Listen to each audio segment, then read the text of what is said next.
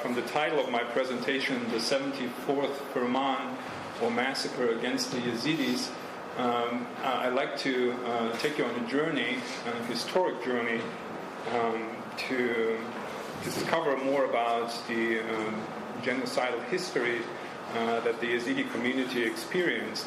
I think for most of us who follow the press and the media, we hear about the latest, the 74th genocide that was committed by ISIS against the Yezidis 2 years ago.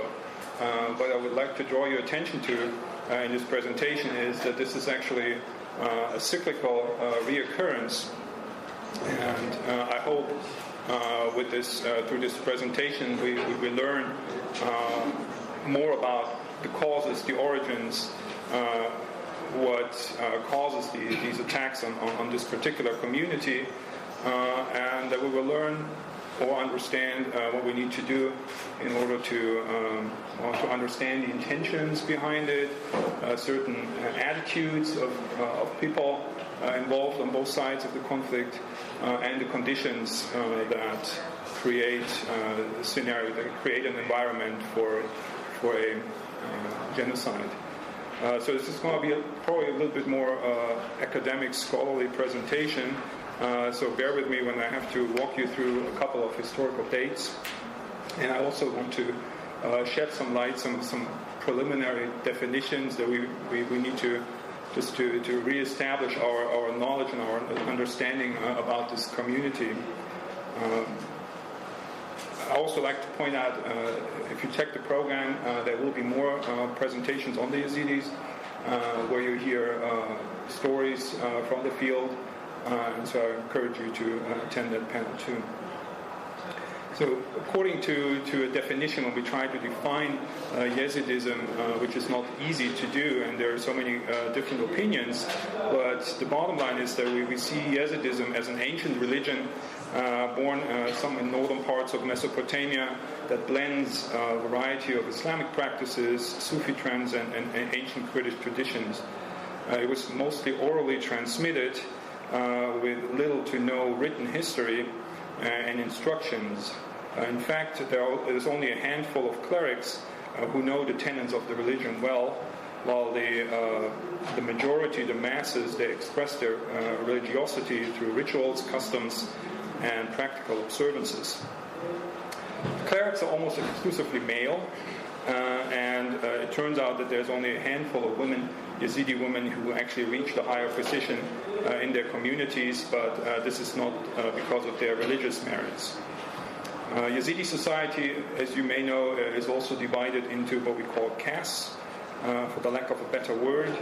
In the layman, then two religious groups called the Sheikh and the Pir. Both Sheikh and Pir include male and female members, but on a daily basis, we know that Yazidi religion is hardly present for an ordinary Yazidi. Theoretically, each member should have a spiritual mentor from the clerics, both male and female, and they meet a couple times a year and collect some fees for performing rituals and observances. But without the required daily prayers or weekly congregations, an ordinary Yazidi has little exposure to the religious tradition.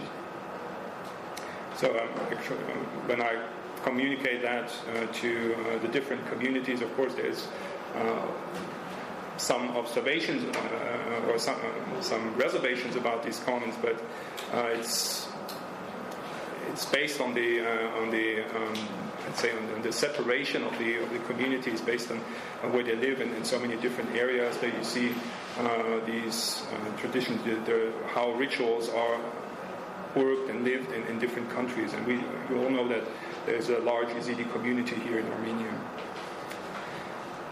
Coming back to the issue of the genocide, so what makes Yazidi different is a negative perception of the community among their Muslim neighbors, and they don't know much about Yezidism either. In fact, what they do is live off half-truths, some stereotypes, some misconceptions that they use to attack the entire Yazidi community by calling them this bad word, the devil worshippers. They call them unclean, they call them infidels. And in fact, many Muslims would actually refuse to shake hands with Yazidis. They would not eat food prepared by Yazidis or live with Yazidis in the same village. And so what we see is that the Yazidis live for generations in separated, segregated villages, often far removed from the urban centers. And so when we highlight the Yazidi case, we also should look at other non-Muslim minorities in the area, Christians or Jews, and they coexist among the larger Muslim majority. However, there is a difference, as you know, with the acceptance of Christians and Jews as people of the book. And according to Islam, Yazidis do not qualify for that category and are thus not worthy of protection. On the other hand, we've seen there are many Quranic and other Sharia rules of engagement with the people of the book that do not apply for the Yazidis, who are generally considered as outlaws and fair game. And so these resentments against the community who have in fact nothing done, they did nothing to upset the Muslim community, they run so deep in the surrounding neighboring communities. Being a Yazidi was a stigma, and I'd say being a Yazidi woman was an open invitation for harassment, rape, kidnapping, forced conversion, and forced marriages. And so for generations we see that Yazidis in their homeland have lived at the bottom of the social hierarchy, and from comparison, some preliminary comparison, if you can do that actually, but we say that the Yazidis are probably one step above the Gypsies, the Nuer, or the Dom community. And they experienced a number of military and religious campaigns that sought to eradicate them from the area. So I have a few dates, historical dates, and they are based on some Ottoman court documents and some quotes from Western travelers, because as I said earlier, Yezidism is transmitted orally. There's very little written narrative and written sources available, but they do have a rich heritage of oral history and oral texts. But they mostly refer to religious practices and do carry little information about historical development. So the information that we have about past genocides against the Yazidis, they come from outside sources. So we have, for example, in 1671, the Ottoman Mufti, Ahmed Mustafa al-Ahmadi, he instigated a bloody campaign against the Yazidis in Sinjar. And I'm just reading some of these quotes so you become familiar with the language that's being used to describe these events. And I like to carry on with that and bring that to the present time when we look at ISIS or Daesh. So calling on statements from the Quran which justified the killings of the Yazidis, the troops killed the men, took the women and children captive. Islamic rules of warfare that spare women and children apparently did not apply for the Yazidis. In 1794, Suleiman Pasha, the Ottoman governor from Baghdad, sent troops to Sinjar to plunder the area. They kidnapped 60 women and took many animals. Then there was in 1832 the famous Soran massacre. And here's a quote from a British traveler where he writes, "The inhabitants of Shekhan, they fled to Mosul. It was in the spring, the river had overflowed its banks, and the bridge of the boats had been removed. A few succeeded in crossing the streams, but a vast crowd of men, women, and children were left upon the opposite side, and the Bey of Rovanduz followed them, and an indiscriminate slaughter ensued." 1837, we continue that story. Hafiz Pasha, the governor of Diyarbakir, he launched a punitive campaign against Sinjar. He laid siege to the mountain, and after 3 months of fighting, the Yazidis had to surrender. Among the booty was a number of female captives who fetched between $4.5 and $30 in the currency of at that time in the Mardin slave market. So I just want to highlight these numbers here, and these are this is a source from a British traveler. The Nestorian Christians in Kurdistan, they suffered equally from Muslim attacks. But as people of the book, they were one step ahead here in the social hierarchy. And another quote from that same book here says, when Nestorian women were enslaved, Western missionaries were instructed to procure their release, some of whom had been fraudulently labeled as Yezidis in the slave market. So it was okay, I guess, to enslave the Yazidi women. Bedakhan Beg, the superior Kurdish emir of his time, he was particularly violent towards the Yazidis, and for him, he launched many campaigns against them, and in one particular one where he rounded them up for Eid and forced them to convert, and whoever refused was sacrificed by Bedakhan Beg's own hand. Others were, in quote, placed in the emir's household, and he married many Yazidi women. Continue, 1845, 1892. I just want to give you one additional quote here from the year of 1892, which is known among the Yezidis as the year of the general, when the Ottoman general of Omar Wahbi Pasha issued an ultimatum to the Yezidis in Shekhan and Sinjar: either you convert or you die. And so Oswald Parry, another, this time an American missionary, he reported on the conversion of the Yezidis. Those, quote, those who refused to convert were tortured and cast into prison, where some died, and others professed Islam under this coercion. Muslim soldiers were sent to Yazidi villages, and the inhabitants were ordered to accept Islam or be slain. Indeed, some 400 to 500 Yazidi men were slain. The pretty women and girls were taken captive and married to the killers of their husbands. Surviving Yazidi children were gathered and forcibly converted to Islam. In addition, we note from these reports that also many Yazidi shrines, including the holiest shrine in Lalish, were destroyed and sacred objects confiscated.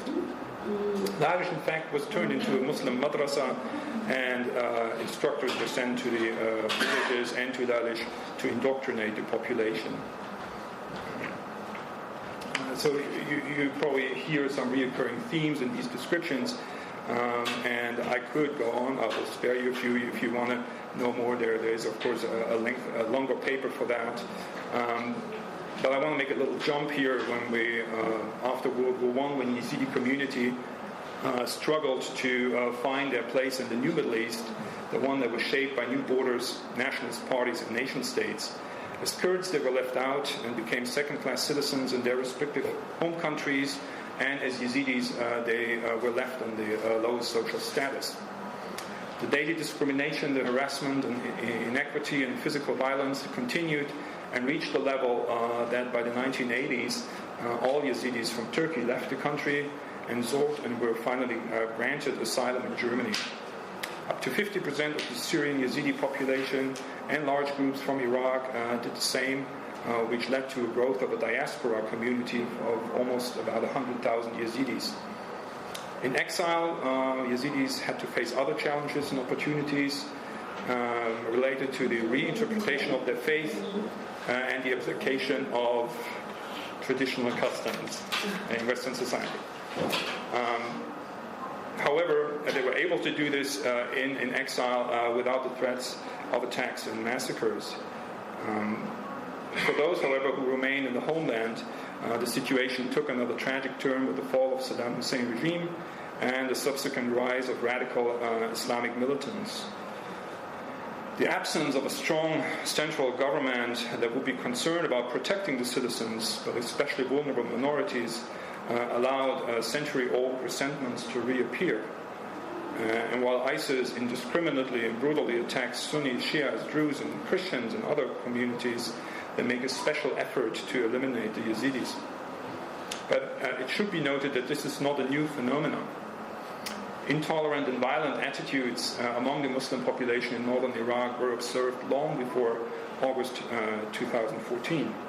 I view ISIS just as the latest addition to the group of anti-Yazidi perpetrators. What is new, however, is the methodology and the justification of the genocide that ISIS put to the table here. And here, this is one of the documents that was later released that lists the prices for Yazidi captive women on the slave market. And as you can see, ISIS is very transparent about their intentions and goals, one of which is the eradication of Yazidis from the area. And whenever they conquered an area with Yazidi population, they made sure to apply the genocidal methods. That includes, similar to what we heard earlier, the killing of all males, the enslavement of women and children, the looting of property, the destruction of the shrines, forced conversions, selling of sex slaves, and then the indoctrination of the young boys in their camps. In the official publication, it's called Davik, Islamic clerics try to explain the Islamic rationale that justifies the sexual enslavement of women, which they considered coming from pagan or polytheistic communities. And so there are particular 2 volumes of that magazine, and I just want to refer to volume 9, where we had an allegedly female ISIS writer, could have been a pseudonym, but it was under a female name, where the author provided some scriptural and historic justification for the word sabi, a female captive, under which term we still have up to 3,200 Yazidi women still have held captive with ISIS. What are the justifications? What do they argue as justifications for this? They base that on early Islamic evidence that the practice was committed or among early Muslim conquering armies and territories of non-people of the book. So, that means your company. Yeah. During the past month, some Yazidi managed to escape, and we will hear more about that in the other panels. Others were liberated during military operations. Others were released after large ransoms were paid. But not enough is done to secure the release of the remaining captives. But what does it mean, all this information about past genocide, current genocide for the community, for women and men?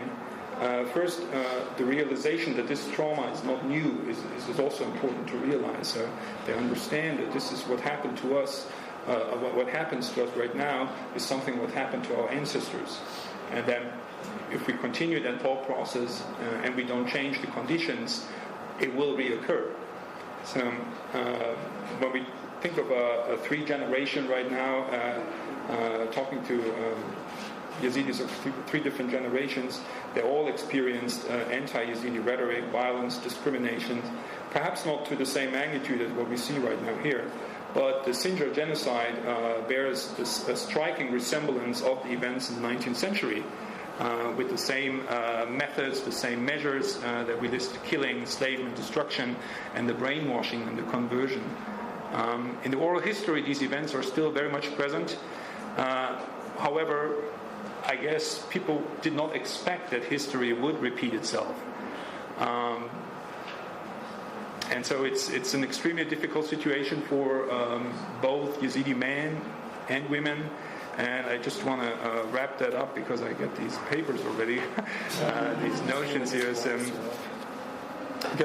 of course, there is also a positive outcome of that, and we see. I view one of the positive outcomes of that is that we see a transformation of gender roles. That Yazidi women, as I described them earlier, being more passive in their society, now take an active role in various fields, not in the religious sphere so much, but certainly in communities, among the refugee population in the camps, abroad, in exile as well. And I just remembered what Dalia was saying earlier today about some Jewish women were actually able to make a decision to defend their community, their rights, their identity. Many Yazidi women decided to join the military fight and enrolled in either in the YPG in Syria or in self-defense forces in Shingal.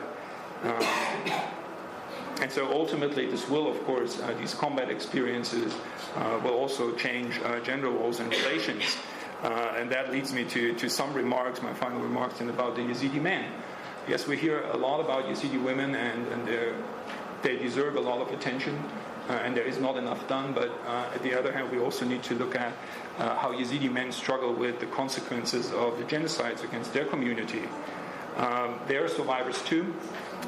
They experienced the loss of life, the helplessness in the face of the enemy, the humiliation, and the future for them is not very exciting. And they need to make difficult decisions for their families, whether they stay or they go abroad. Going back to Sinjar for many is certainly not an opportunity.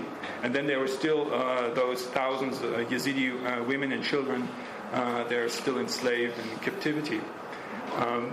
International awareness has been raised, and there have been many tireless and often painful activities. And I just had to change. I had to add that picture to my presentation. You've probably seen this face before. This is Nadia Murad. She's a survivor. But when we went to the Genocide Museum on Friday, and we heard the story about Aurora, and her fate, her story reminded me very much of Nadia's story, and also the kind of activism that she does right now. I think it was yesterday when she was appointed UN ambassador for, I had to write it down, for trafficking human persons. So the Yazidi case now, for the first time, is recognized as a genocide. And it was only because of that last, the 74th, and we still need to do a lot to catch up on the 73 earlier genocides. But now many governments and international organizations allow recognizing that fact, and that brings further action to the community, help, support that is provided. For example, the German government just recently issued over 1,000 visas for survivors, Yazidi women who were freed from ISIS captivity. And then there they receive proper medical treatment and psychological counseling. But as there is little sign of improvement on the ground, in particular in the areas surrounding Sinjar, this brings me back to my initial concern that as long as we don't see a change of attitudes among the neighboring population, the neighboring communities of the Yazidis, then I will fear actually that we will see the 75th genocide in the near future. With that, thank you very much.